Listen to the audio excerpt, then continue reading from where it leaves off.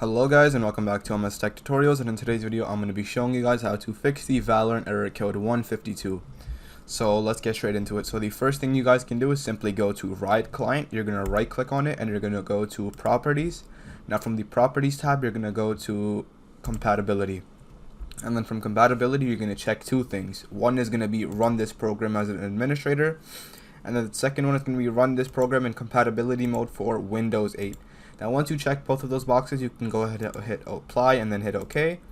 Now you can obviously go into Riot Client and then start up Valorant and then check to see if that fixed the error code. If that does not fix the error code, the second method you guys can do is you're going to go to settings. You're going to go to network and internet.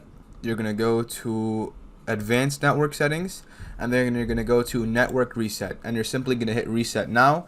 And what this will do, it will just simply reset your network, etc. Your PC will also be restarted, and then once your PC boots back up, you're simply just gonna enter the password for your network. Just basically connect to your network again, and then you can check to see if that also fixed the issue. And most of the times this will fix. And yeah, so that is basically it to fix this error code. And these are all the things that you can do in order to fix this error code. And obviously the other thing you can do is just simply restart your PC as well, and that's really it. These are all the things you can do to fix this error code. And yeah, so that is it for the video. Thank you guys for watching. Make sure to give the video a thumbs up, subscribe to the channel, and have a great day.